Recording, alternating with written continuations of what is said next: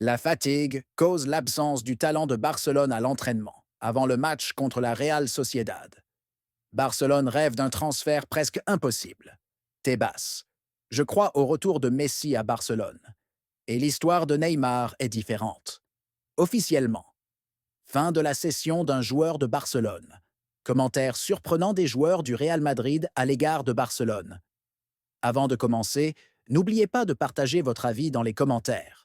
Barcelone est-il capable de gagner au stade Atlético lors du match retour? Et si vous êtes un fan du FC Barcelone, n'oubliez pas de vous abonner à la chaîne et de liker et partager. La fatigue cause l'absence du talent de Barcelone à l'entraînement avant le match contre la Real Sociedad. Le FC Barcelone perd l'un de ses talents avant son prochain match contre la Real Sociedad, qui se déroulera dans le cadre de la compétition de la Liga espagnole 2024-2025. Le FC Barcelone affrontera la Real Sociedad demain, dimanche 2 mars 2025, lors de la 26e journée de la Liga espagnole, au stade olympique Luis Companys. L'équipe du FC Barcelone a effectué aujourd'hui, samedi 1er mars 2025, sa dernière séance d'entraînement avant son match contre la Real Sociedad en Liga espagnole. Fati absent de l'entraînement de Barcelone. Le journal espagnol Mundo Deportivo a révélé que lors de l'entraînement collectif de l'équipe de Barcelone aujourd'hui, l'attaquant espagnol Ansu Fati, talent de l'équipe, était absent en raison de la fièvre. Le journal a confirmé que tous les joueurs de Barcelone étaient présents à l'entraînement collectif aujourd'hui, à l'exception de Fati, et qu'il est prévu qu'il ne figure pas dans la liste des joueurs pour le match contre la Real Sociedad. Barcelone rêve d'un transfert presque impossible. Le FC Barcelone fait face à de nombreuses difficultés pour signer l'un des talents de la Premier League lors du prochain mercato estival. Selon le journal espagnol Mundo Deportivo, Alexander Isak, l'attaquant de Newcastle United, est une cible pour Barcelone depuis janvier dernier, mais l'opération est devenue presque impossible pour l'été prochain. Le club catalan cherche à renforcer la position de l'attaquant, avec son attaquant vedette, Robert Lewandowski, qui approche des 37 ans en août prochain. Le transfert est devenu quasi impossible en raison de l'intérêt considérable pour Isaac, de la part de grands clubs européens qui disposent de ressources financières supérieures à celles du FC Barcelone. Le niveau exceptionnel d'Isaac attire l'attention d'Arsenal, Liverpool et Manchester United en Premier League. Il est également précisé qu'Alexander Isak, âgé de 25 ans, suscite un grand intérêt de la part du Paris Saint-Germain et du Bayern Munich. En plus de la concurrence féroce pour Isaac de la part des géants européens, le prix demandé par Newcastle représente un obstacle pour tout club souhaitant signer l'attaquant suédois, d'autant plus que le joueur est sous contrat jusqu'en 2028. Si Newcastle échoue à se qualifier pour la Ligue des Champions, il pourrait être difficile de conserver Isaac, en raison de son fort désir de participer à la compétition. Mundo Deportivo a déclaré: Newcastle a payé 90 millions d'euros, bonus compris, pour recruter Isaac, et s'il décide de le vendre, il demandera plus de 100 millions d'euros pour réaliser un profit. Le journal a ajouté: le salaire actuel d'Isaac est de 18 millions d'euros par an, et il est prévu qu'il augmente s'il rejoint un autre club. Il a poursuivi: d'un point de vue financier, cette opération est extrêmement complexe pour Barcelone, qui doit respecter un équilibre financier strict conformément aux règles du fair play financier. Enfin, il a conclu: pour recruter Isaac, Barcelone devra vendre plusieurs joueurs et respecter la règle 1 pour 1 afin de pouvoir enregistrer tout nouveau transfert. Tebas. Je crois au retour de Messi à Barcelone. Et l'histoire de Neymar est différente. Javier Tebas, le président de la Liga espagnole, est confiant quant au retour de Lionel Messi au FC Barcelone. Messi a quitté le FC Barcelone en 2020, après la fin de son contrat avec le club catalan, pour rejoindre le Paris Saint-Germain à l'époque. Tebas a déclaré dans une interview avec le site Give Me Sport: je pense que Messi veut revenir à Barcelone. Il y a passé de nombreuses années. Je suis totalement sûr que Messi reviendra, peut-être en tant que joueur, mais je peux aussi le voir revenir dans un autre rôle. Messi et Barcelone vont de pair. Leur marque et celle de Barcelone sont similaires à bien des égards. Il aime le club. Neymar, c'est une autre histoire. Je ne pense pas qu'il reviendra jamais à Barcelone. J'en suis absolument certain. Neymar a quitté Barcelone il y a 8 ans, en 2017, pour rejoindre le Paris Saint-Germain. Messi joue désormais pour l'Inter Miami aux États-Unis, depuis la saison dernière après la fin de son contrat avec le Paris Saint-Germain. Messi et Neymar ont été coéquipiers au PSG après avoir quitté tous deux Barcelone. Lors de la saison 2023-2024, Messi a été lié à un retour à Barcelone après son départ du PSG, mais les difficultés financières du club catalan ont empêché cela.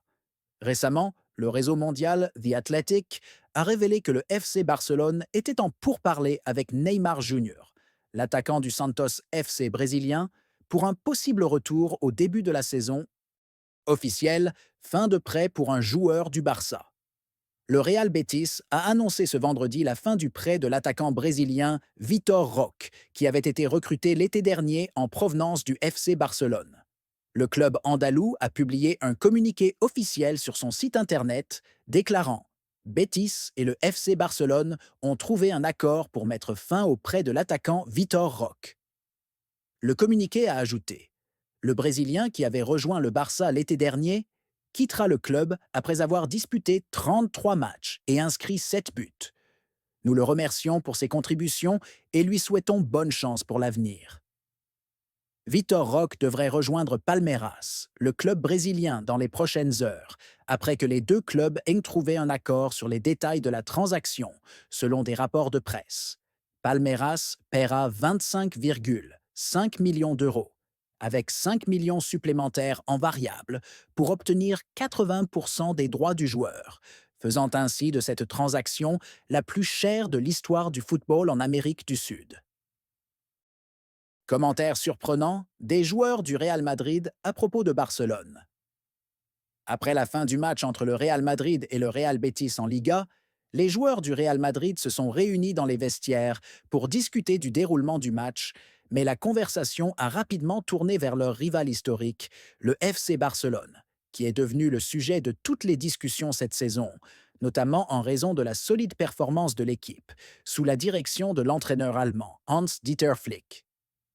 Il était clair que tout le monde au sein de l'équipe madrilène reconnaît la difficulté de la compétition cette saison, notamment avec l'évolution de Barcelone et sa transformation en une équipe redoutable.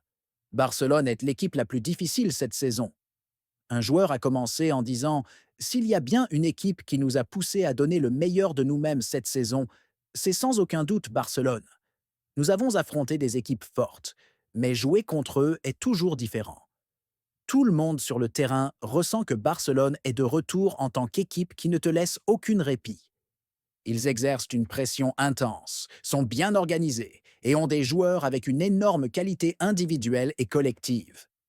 Un autre joueur a hoché la tête en signe d'approbation et a ajouté « Quand tu joues contre eux, tu as l'impression d'être piégé tout le temps. Même quand nous sommes à notre meilleur niveau, on trouve difficile de percer leur défense ou de passer à travers leur pression. Nous n'avons pas affronté une équipe avec une telle complexité tactique depuis longtemps. » Un joueur expérimenté au sein de l'équipe a déclaré « J'ai joué contre les meilleures équipes d'Europe au cours des années. Mais Barcelone cette saison me rappelle ces grandes équipes qui imposent leur style et te forcent à t'adapter à eux, et non l'inverse. On peut dire qu'ils sont actuellement l'équipe la plus complète de la Liga. » Hans-Dieter Flick a ramené Barcelone au sommet. La conversation ne s'est pas limitée à la difficulté de jouer contre Barcelone, mais a également abordé leur nouvel entraîneur, Hans-Dieter Flick, qui a opéré une révolution tactique dans l'équipe. Un milieu de terrain a déclaré « Hans-Dieter Flick a tout changé.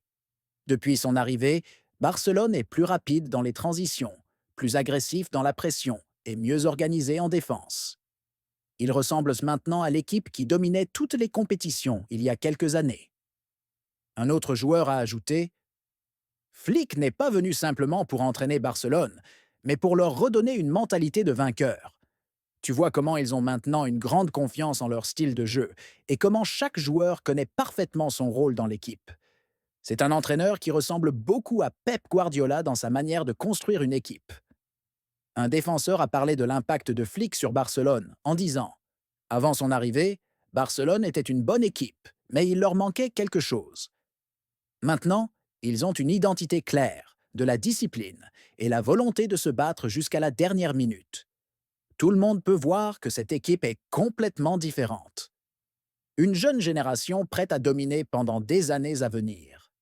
La conversation sur Barcelone n'aurait pas été complète sans mentionner les jeunes talents que possède le club catalan.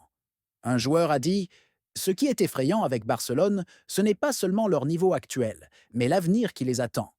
Ils ont un groupe de jeunes qui pourraient dominer le football européen pendant des années.» Un autre joueur a ajouté: «Regardez des noms comme Pedri, Gavi, Fati, Araujo, Balde. Ce sont des joueurs au début de leur carrière, mais ils jouent déjà à un niveau qui ressemble à celui des stars expérimentées. Ce qui les distingue, c'est qu'ils jouent avec une confiance incroyable, comme s'ils étaient habitués à l'atmosphère des grands matchs.» Un jeune joueur du Real Madrid a commenté: «Quand tu les affrontes, tu as l'impression de jouer contre une équipe extrêmement mature, malgré la jeunesse de ses joueurs. Et c'est en soi effrayant. Quand ces joueurs vont encore progresser, Barcelone sera parmi les favoris pour tout gagner.» Lamine Yamal, un talent exceptionnel. À la fin de la discussion, il était impossible de ne pas aborder l'étoile montante. Lamine Yamal, un joueur qui, bien qu'il n'ait que 17 ans, est déjà l'une des plus grandes promesses du football européen. Un joueur a parlé de lui en disant: «Lamine Yamal n'est pas seulement un talent prometteur, c'est un joueur tactiquement et techniquement mature à un niveau incroyable. Parfois, quand on le confronte, on a du mal à croire qu'il n'a que 17 ans.» Un autre défenseur de l'équipe a ajouté: «Je pense que tout le monde s'accorde à dire que ce garçon est différent. Il n'est pas seulement rapide et talentueux, il a une excellente vision du jeu et son calme devant le but est incroyable. Je peux dire que c'est l'un des joueurs les plus dangereux que j'ai affronté cette saison.» Un milieu de terrain a conclu en disant: «D'habitude, quand tu vois un jeune joueur avec de telles qualités, tu te dis qu'il aura besoin de temps pour se développer. Mais avec Lamine, c'est différent. Il est prêt maintenant, et il peut jouer dans n'importe quelle grande équipe du monde.